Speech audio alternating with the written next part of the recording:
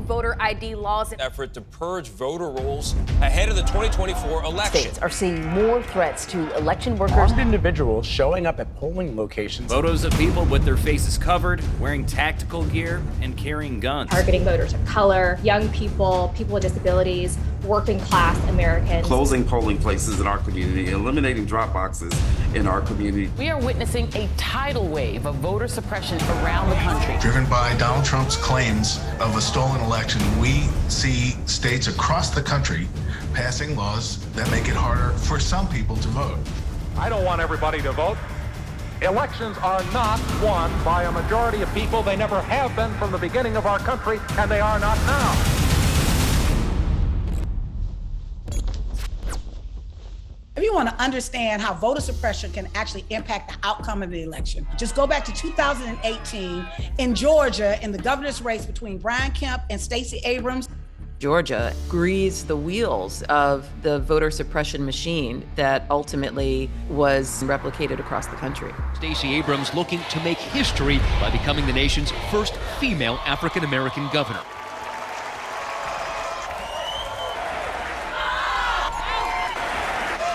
Pull back that veneer, and you see something really rotten happening.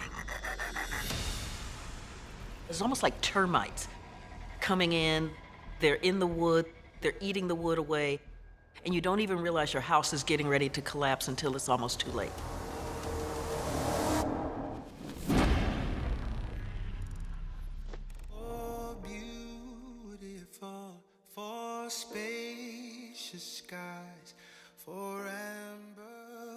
My name is Lewis Brooks.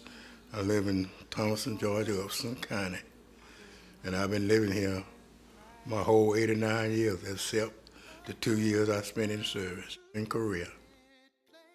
In I believe it was 55 or 56, that's when they started to letting black people vote in Upson County. When I went to register to vote, it was tough. They asked me all kind of questions to try to keep me from registering. I passed the test. Once I got my voting right, I decided I wasn't going to let anything stop me from voting.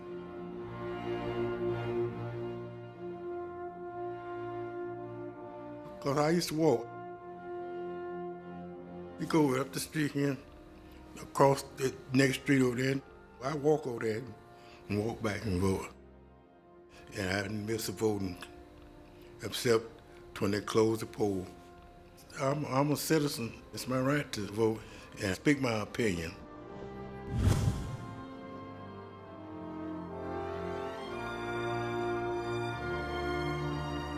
Now I got disabled and I couldn't do no driving.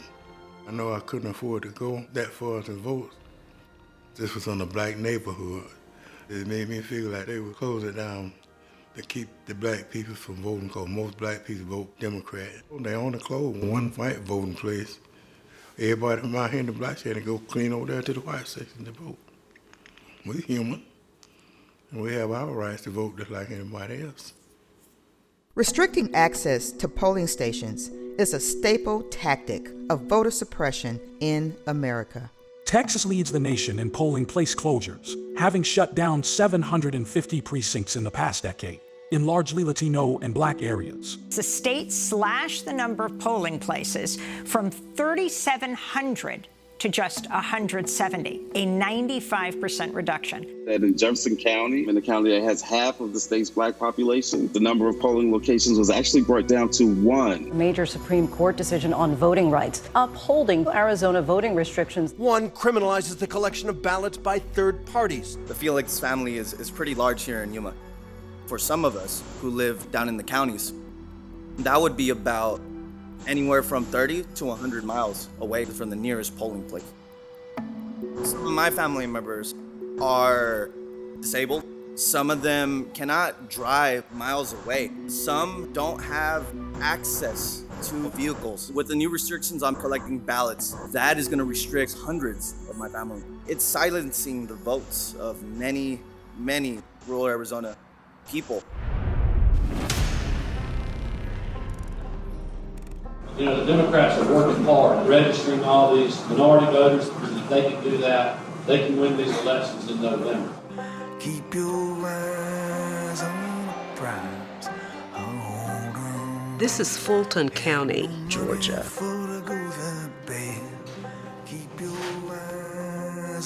Most of my professional career has been in public service of one kind or another, as a teacher, as a government worker. I moved here in August of this year, but because of my emphasis on always being registered and always having the ability to vote, I did that almost immediately when I got here. Of course, I also knew the importance of the upcoming election, and I wanted to be a part of that history. Got closer and closer and closer to the election, and I was getting a little bit concerned, so I called the Secretary of State's office. My name is not on the roll. They can't tell me where it is. So all of that paperwork that I sent in, I don't know where it is.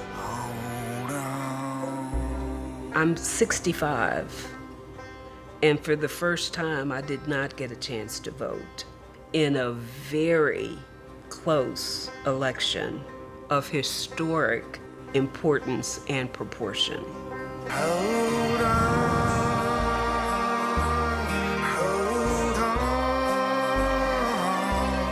keep your eyes on the prize. What happened in Georgia in 2018 became the model for what's now happening in states all across the country, affecting thousands of voters. In Arizona, a critical state in the 2024 election, Republican lawmakers have been working to obstruct people from registering to vote. 92,000 voter registrations were challenged last year. The proposed legislation creates new requirements for third-party voting organizations helping people register to vote. In a way, our legislators are actually trying to intimidate those of us who are doing the work in our state.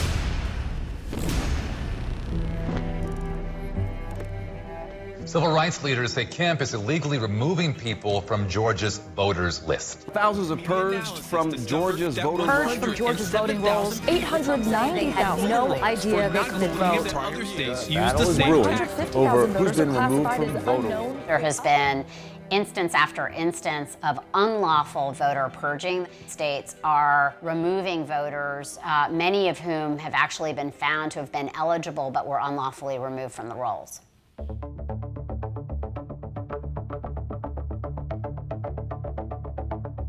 I received the purge notice. So I open it up and I read the first sentence. I, along with 380,000 Georgians, received the same notice. That's an especially pernicious way to prevent people from voting, because once you register to vote, you would think that you should be able to remain on the rolls. And once you're removed from the rolls, you cannot vote.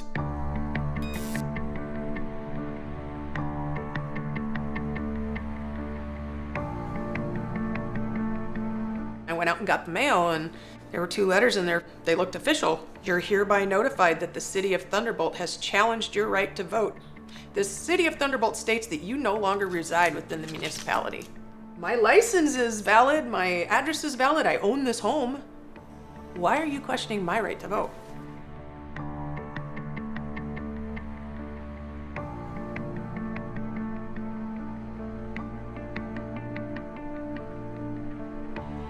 You know, the purges, they've been going on for decades, maybe over a century in this state. Brian Kemp is notorious for erasing the polls and purging people right before the election deadline.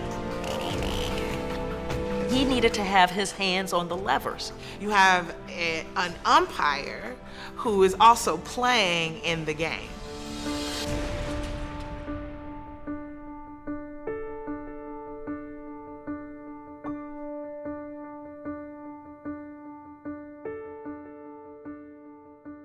Zooming out to a national view, purging eligible people from voter rolls has become a key play in the voter suppression playbook. In the Arizona State Senate, vote to purge people from the permanent early voting list. The bill will put unresponsive voters on a suspense list. If they hadn't cast a ballot in 2 consecutive elections, they'd be kicked off the voter rolls. We're going to take this list after we've scrubbed it and ask that they be removed from these rolls. Secretary of State Frank LaRose directed the deactivation of 27,000 Ohio voters. Thousands of Mississippians have been purged from the voter rolls. Georgia Republicans introduced a new bill that would make it easier to kick voters off the rolls. 10 days after McWhorter learned his voter registration had been challenged, he defended his right to vote before the election board. I paid taxes here for 20 years, even though I was homeless. To disenfranchise a certain demographic. You're trying to put your foot on someone else's neck. The governor's race is already one for the history books, but it's also seeing record numbers of requests for absentee ballots, especially from African American voters.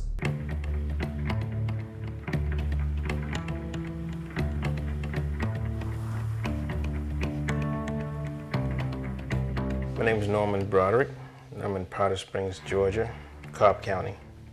I did 24 years in the military, deployed to Iraq twice, Bosnia, Saudi Arabia. I voted absentee before when I was deployed. When I was in Iraq the first time, I voted absentee, and when I was in Iraq the second time, I voted absentee. The absentee ballot is a very important tool that exists to allow people, not only just the military, but anybody who happens to be away from their voting station, to be able to cast their vote.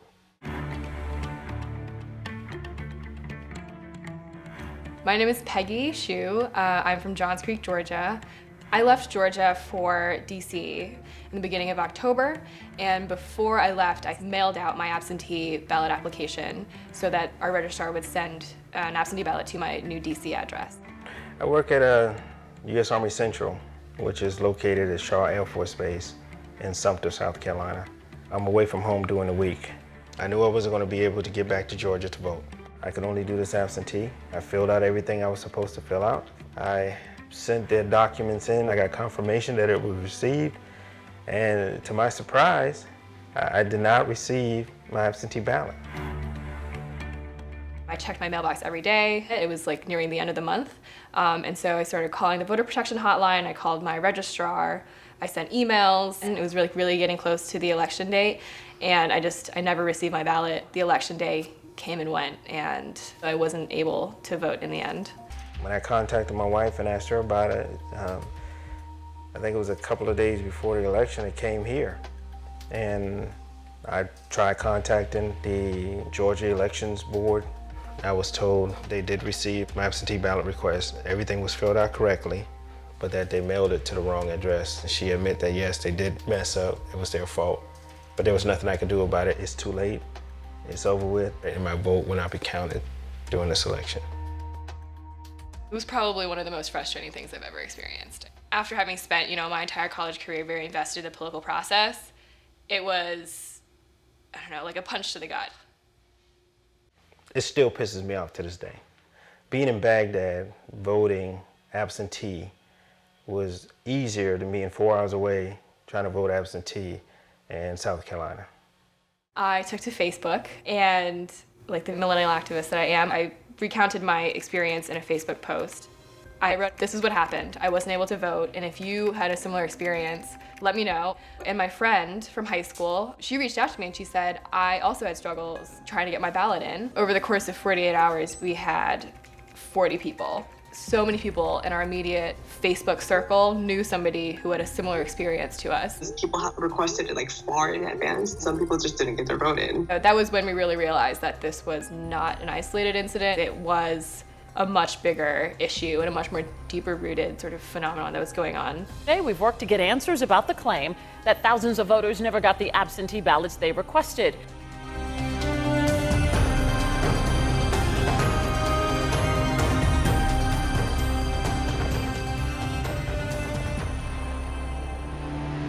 About half of 2020 voters said that they voted by mail or absentee, which is a record number. Today, the state Supreme Court ruled that ballot drop boxes are illegal in Wisconsin. The court also ruled that another person can't drop off your ballot for you. You're making it impossible for Americans to vote. The Arizona Republican Party wants to do away with the most popular form of voting in our state. An unprecedented number of mail-in ballot applications have been rejected. They put a new law on the books that will give voters less time to request absentee ballots, strict new ID requirements for absentee ballots, slash the number of ballot drop boxes. Florida Governor Ron DeSantis signed new voting reform legislation into law. The law includes limits on drop boxes and changes to how people sign up for vote by mail. I missed out on a pivotal city council race last year because I did not realize that I had been removed from vote by mail. I did not get any notification. Unfortunately, I will have to re-enroll every cycle now after each election is over.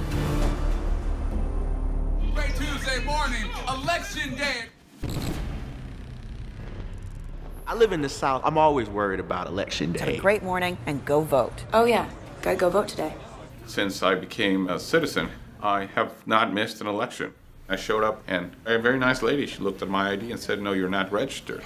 And I said, no, wait a second. Here's my registration card, and showed them that I was registered. And they said, yeah, but your name is Del Rio with a space, but your voter ID says Del Rio one word, and therefore it doesn't match. In the voter registration, my name shows as Del Rio with a space. My ID is Del Rio, no space.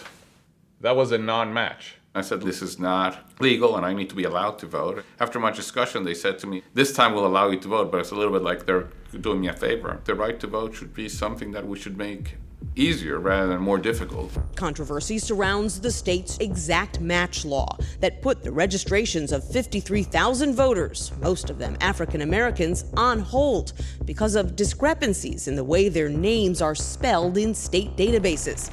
People of color have names that are a little bit less typical, and that's where the errors are at their highest. Brian Kemp knows this. The policy has slowly been spreading across the country to require ID, and it's now required in 36 states. North Carolina will now require ID for elections in all forms of voting. A proof of citizenship voting law. It's going to have a disparate impact on naturalized citizens, people who live in rural communities, and tribal voters. A new voter ID law in Missouri.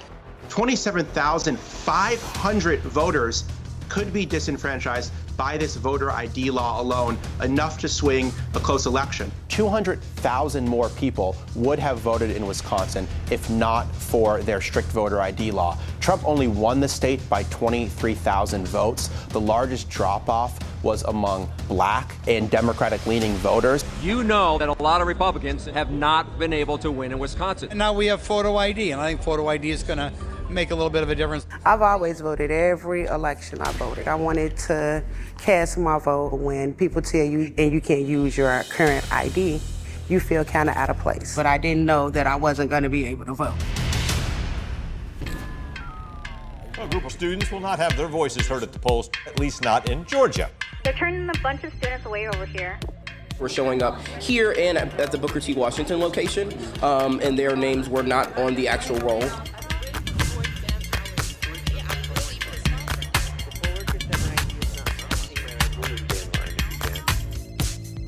First, they told me I was at the wrong polling station. They said, you didn't get registered. I was like, what do you mean? And there was only about 4 voting ballot booths? They didn't process my registration didn't go through. I walked back to my dorm and said, I guess I just won't vote. Just before I went to vote, I had been in an African American history class where we were actually talking about voter suppression, about what was it like for people that were going to vote. I filled out a little slip of paper, gave it to the poll workers. They looked up at me and they said, it's coming up in our system as though you're not a citizen of the United States. I just sort of looked at them like they had two heads. Like, I'm sorry, I was born in New York, what? The thing was that I had brought proof that I was a US citizen. I had with me my driver's license, my passport card, and my Emory student ID, but they would not look at the passport card whatsoever to prove that I was a citizen. I walked out crying, what I learned in history class just hours before. This happened to me in 2018.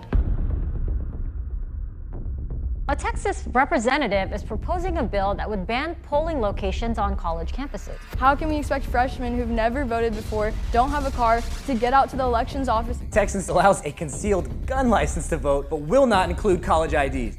Ohio college students will face voting barriers with the new Ohio voter ID laws. It removes student IDs as a valid form of voter identification. Idaho is joining Texas, North Dakota, Ohio, South Carolina, and Tennessee as states that don't accept any form of student IDs to vote. Removing student IDs from the list of valid forms of identification. We know what you're doing. You don't want students to vote.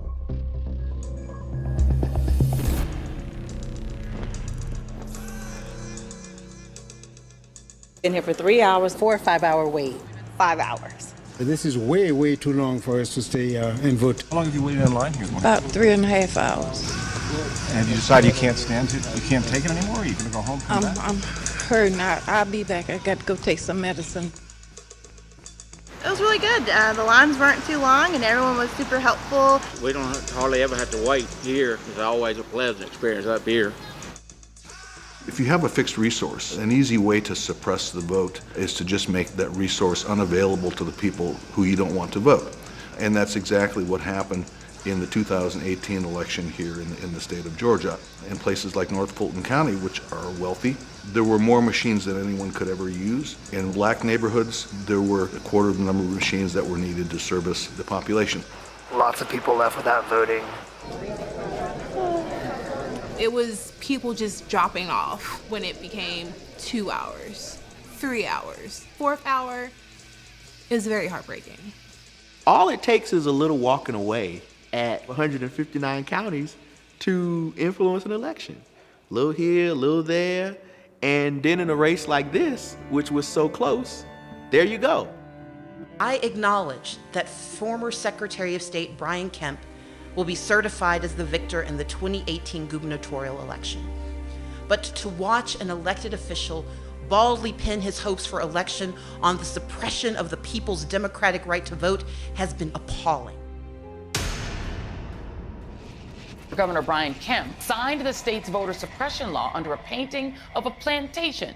The voter suppression that we saw in Georgia for the 2018 election between Kemp and Abrams was really just a precursor to the voter suppression laws that we're now seeing across the country. They're all based on the same big lie of voter fraud that Donald Trump has been pushing. The 2020 election was the most secure in U.S. history. 11 fake electors gathered weeks after the 2020 election to sign this document, claiming to be duly elected and qualified to cast Arizona's 11 electoral votes for Donald J. Trump. Arizona was among 7 key states that saw fake electors sign documents to subvert the Electoral College process. Before the big lie took hold, we were facing a variety of voter suppression tactics, allowing a democratic process to move forward, but compromising who could participate in it. Once the big lie was introduced, it was as if we jettisoned elections altogether. We're building an army of the awakened. We're taking over election boards. We're flooding the zone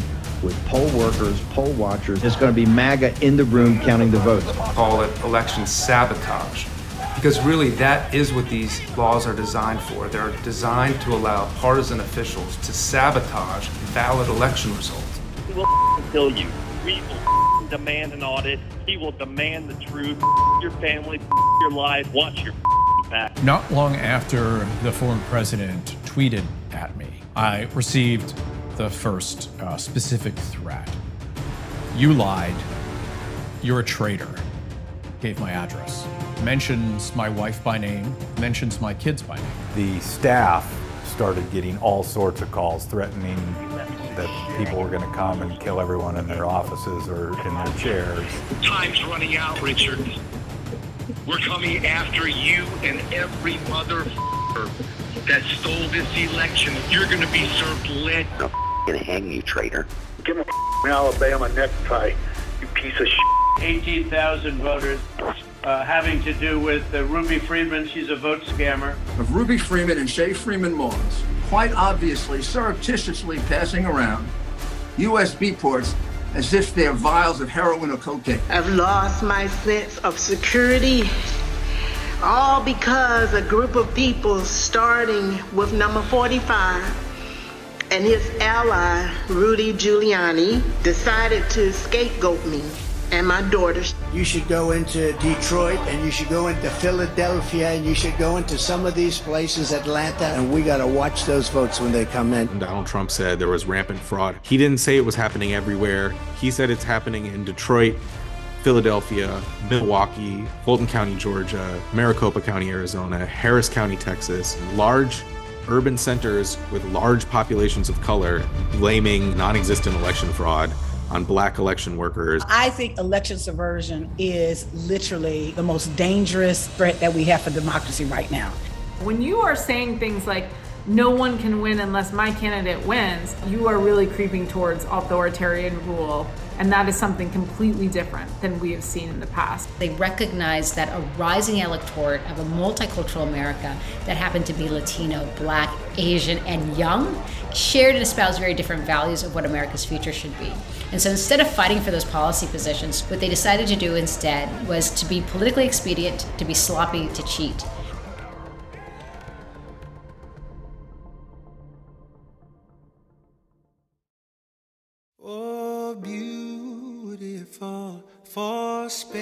We are not going to let them take from us what our grandparents and parents fought and suffered and died to give us in the first place. You see how hard they are working to suppress your voice. That means that there is value in it. Educate your friends and family, your coworkers, your community. We should be burning their phone lines up right now around voting rights. Register people to vote. Register your friends, your family, talk to everyone. Become a poll worker, get trained. If you don't like something, you can either, volunteer or run for office. We have to be organized and we have to be engaged. The entire American experiment of a multiracial democracy is at stake this year. That's the question that's on the table right now. Any voter suppression law is not just about black people, it is about America itself. On my mother's dying bed at 92 years old, former sharecropper, her last words were, "Do not let them take our votes away from us." We've got to make democracy together. From sea to shining sea.